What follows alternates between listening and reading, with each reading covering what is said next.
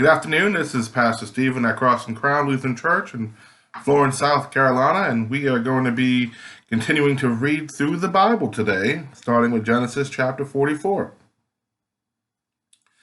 Then he commanded the steward of his house, fill the men's sacks with food, this is Joseph, as much as they can carry, and put each man's money in the top of his sack.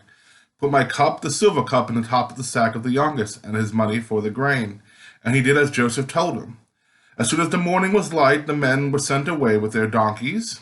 When they had gone only a short distance from the city, Joseph said to his steward, "Go, follow after the men. And when you overtake them, say to them, 'Why have you returned evil for good? Why have you stolen my silver cup? Is it not from this that my Lord drinks? Does he not indeed use it for divination?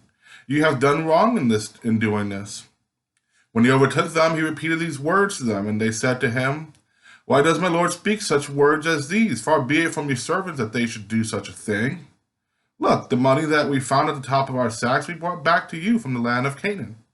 Why then would we steal silver or gold from your Lord's house? Should it be found with any one of your servants, let him die. Moreover, the rest of us will become my Lord's slaves.' He said, 'Even so, in accordance with your words, let it be, he with whom it is found shall become my slave, but the rest of you shall go free.' Then each one quickly lowered his sack to the ground, and each opened his sack. He searched, beginning with the eldest and ending with the youngest, and that the cup was found in Benjamin's sack. At this they tore their clothes. Then each one loaded his donkey and returned to the city. Judah and his brothers came to Joseph's house while he was still there, and they fell to the ground before him. Joseph said to them, 'What deed is this that you have done? Do you not know that one such as I can practice divination?' And Judah said, 'What can we say to my Lord? What can we speak? How can we clear ourselves? God has found out the guilt of your servants. Here we are then, my Lord's slaves, both we and also the one in whose possession the cup has been found.' But he said, 'Far be it from me that I should do so. Only the one in whose possession the cup was found shall be my slave. But as for you, go up in peace to your father.' Then Judah stepped up to him and said, 'O my Lord, let your servant please speak a word in my Lord's ears.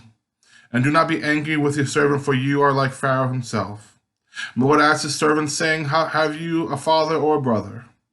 And we said to my Lord, 'We have a father, an old man, and a young brother, the child of his old age.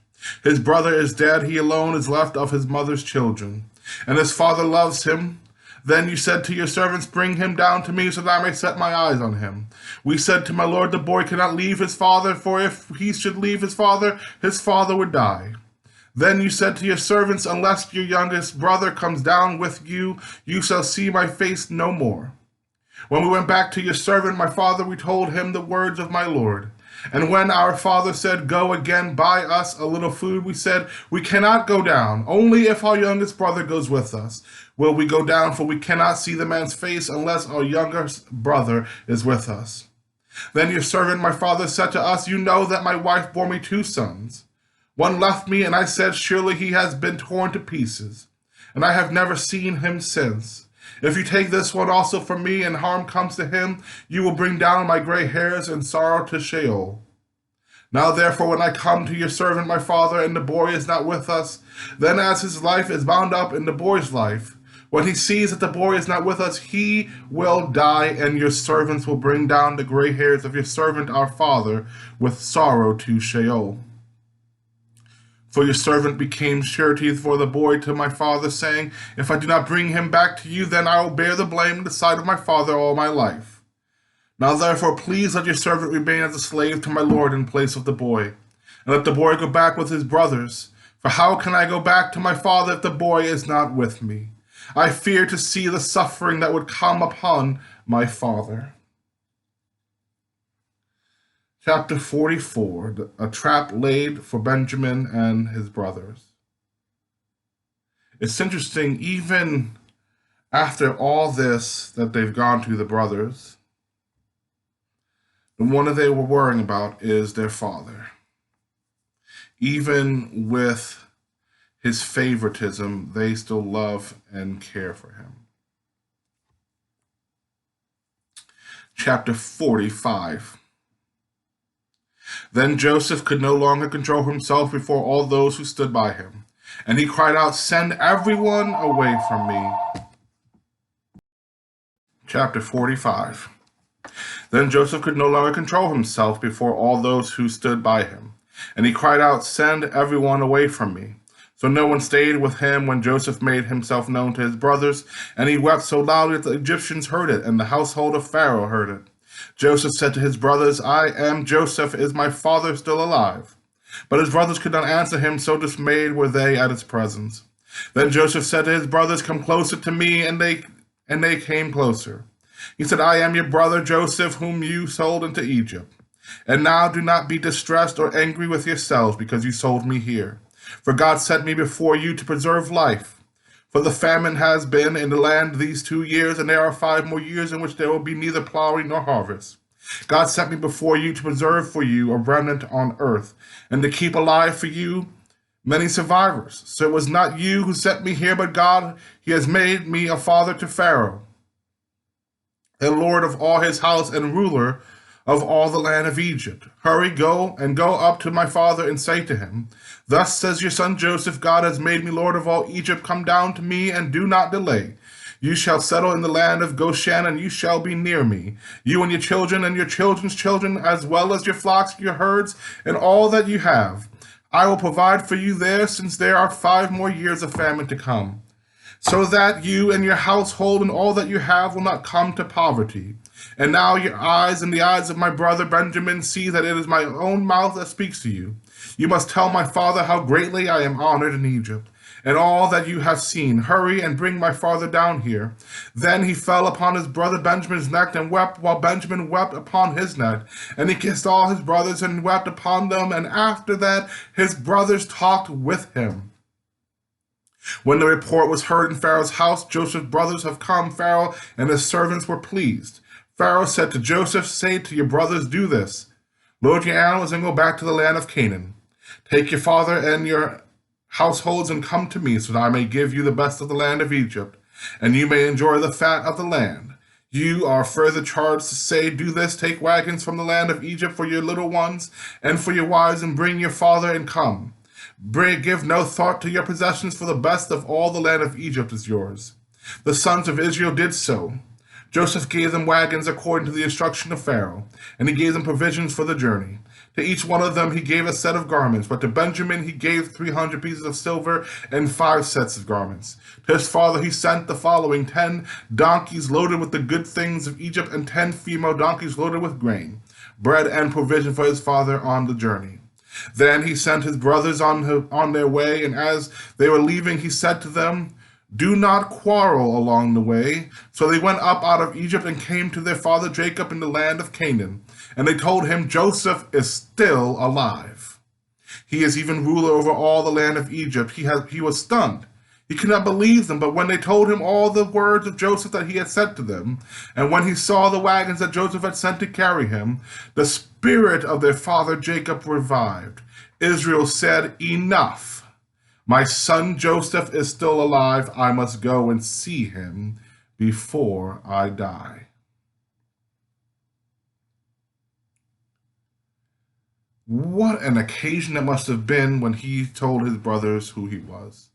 They must have been in shock, but it's just so amazing to see this through the eyes of Joseph, who goes off away because he can't control his emotions, and then he just reveals who he is because he just wants them to know who he is, but also he wants them to be a family again, because family is important. Chapter 46. When Israel set out on his journey with all that he had and came to Beersheba, he offered sacrifices to the God of his father Isaac. God spoke to Israel in visions of the night and said, "Jacob, Jacob," and he said, "Here I am."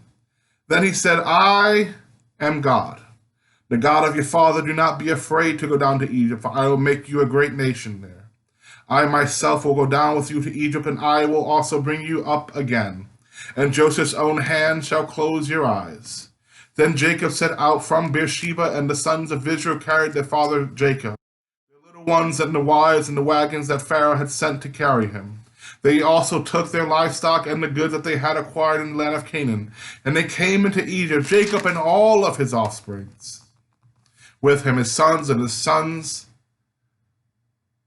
with him, his daughters and his sons' daughters, all his offspring he brought with him into Egypt. Now these are the names of the Israelites, Jacob and his offspring who came to Egypt. Reuben, Jacob's firstborn, and the children of Reuben, Hanak, Palu, Hezron, and Carmi. The children of Simeon, Jemuel, Jamin, Ohad, Jachin, Zohar, and Shaul, the sons of a Canaanite woman. The children of Levi, Gershon, Kohath, and Merari. The children of Judah, Onan, Shelah, Perez, and Zerah.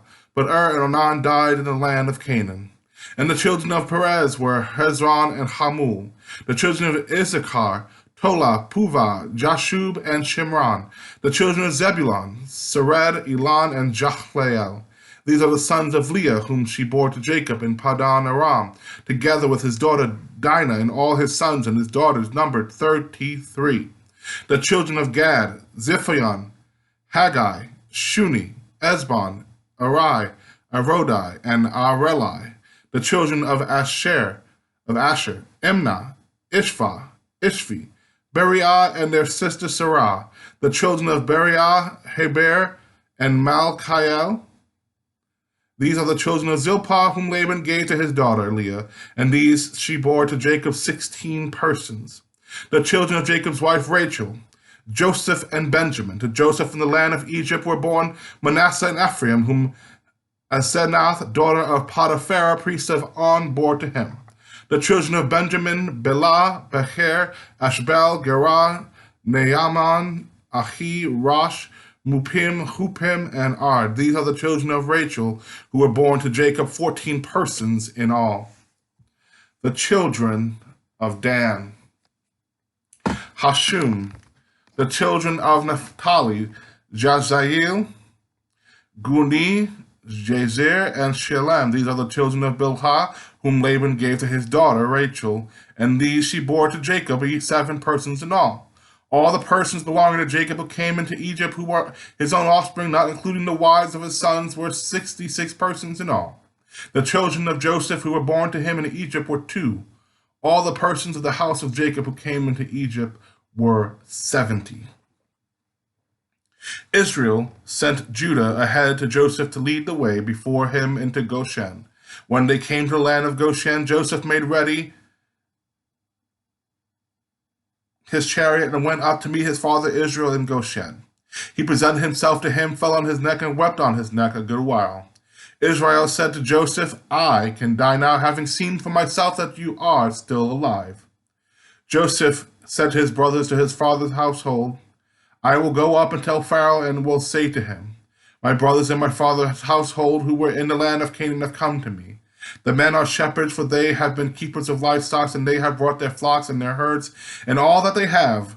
When Pharaoh calls you and says, what is your occupation? You shall say, your servants have been keepers of livestock from our youth, even until now, both we and our ancestors, in order that you may settle in the land of Goshen, because all shepherds are abhorrent to the Egyptians. Chapter 47 continues the story. So Joseph went and told Pharaoh, my father and my brothers with their flocks and herds and all that they possess have come and fled and come from the land of Canaan. They are now in the land of Goshen. From among his brothers he took 5 men and presented them to Pharaoh. Pharaoh said to his brothers, what is your occupation? And they said to Pharaoh, your servants are shepherds, as our ancestors were. They said to Pharaoh, we have come to reside as aliens in the land, for there is no pasture for your servants' flocks, because the famine is severe in the land of Canaan. Now we ask you, let your servants settle in the land of Goshen. Then Pharaoh said to Joseph, your father and your brothers have come to you. The land of Egypt is before you. Settle your father and your brothers in the best part of the land. Let them live in the land of Goshen. And if you know that there are capable men among them, put them in charge of my livestock. Then Joseph brought in his father Jacob and presented him before Pharaoh. And Jacob blessed Pharaoh. Pharaoh said to Jacob, how many are the years of your life? Jacob said to Pharaoh, the years of my earthly sojourn are 130. Few and hard have been the years of my life. They do not compare with the years of the life of my ancestors during their long sojourn. Then Jacob blessed Pharaoh and went out from the presence of Pharaoh. Joseph settled his father and brothers and granted them a holding in the land of Egypt, in the best part of the land, in the land of Ramses, as Pharaoh had instructed. And Joseph provided his father, his brothers, and all the father's household with food according to the number of their dependents. Now there was no food in all the land, for the famine was very severe. The land of Egypt and the land of Canaan languished because of the famine. Joseph collected all the money to be found in the land of Egypt and in the land of Canaan in exchange for the grain that they bought. And Joseph brought the money into Pharaoh's house. When the money from the land of Egypt and from the land of Canaan was spent, all the Egyptians came to Joseph and said, "Give us food. Why should we die before your eyes? For our money is gone." And Joseph answered, "Give me your livestock, and I will give you food in exchange for your livestock if your money is gone." So they brought their livestock to Joseph, and Joseph gave them food in exchange for the horses, the flocks, the herds, and the donkeys. That year he supplied them with food in exchange for all their livestock. When that year was ended, they came to him the following year and said to him, "We cannot hide from my lord that our money is all spent, and the herds of cattle are my lord's. There is nothing left in the sight of my lord but our bodies and our lands. Shall we die before your eyes, both we and our lands? Shall we die before your eyes, both we and our land? Buy us and our land in exchange for food. We with our land will become slaves to Pharaoh. Just give us seed, so that we may live and not die, and that the land may not become desolate." So Joseph bought all the land of Egypt for Pharaoh. All the Egyptians sold their fields because the famine was severe upon them, and the land became Pharaoh's. As for the people, he made them slaves from one end of Egypt to the other. Only the land of the priests he did not buy, for the priests had a fixed allowance from Pharaoh and lived on the allowance that Pharaoh gave them. Therefore they did not sell their land. Then Joseph said to the people, "Now that I have this day bought you and your land for Pharaoh, here is seed for you, sow the land, and at the harvest you shall give 1/5 to Pharaoh, and 4/5 shall be your own, as seed for the field, and as food for yourselves and your households, and as food for your little ones." They said, "You have saved our lives. May it please my lord, we will be slaves to Pharaoh." So Joseph made it a statute concerning the land of Egypt, and it stands to this day that Pharaoh should have the 1/5. The land of the priests alone did not become Pharaoh's. Thus Israel settled in the land of Egypt in the region of Goshen, and they gained possessions in it, and were fruitful and multiplied exceedingly. Jacob lived in the land of Egypt 17 years. So the days of Jacob, the years of his life, were 147. When the time of Israel's death drew near, he called his son Joseph and said to him, "I have found favor with you. Put your hand under my thigh and promise to do loyally and truly with me. Do not bury me in Egypt. When I lie down with my ancestors, carry me out of Egypt and bury me in their burial place." He answered, "I will do as you have said." And he said, "Swear to me." And he swore to him. Then Israel bowed himself on the head of his bed.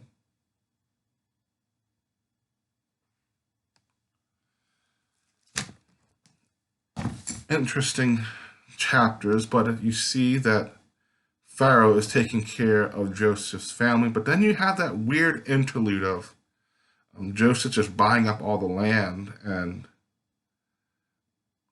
creating all these slaves because they can't afford anything. Instead of just, I don't know, helping out in one way or another without having to enslave people, but that's just me.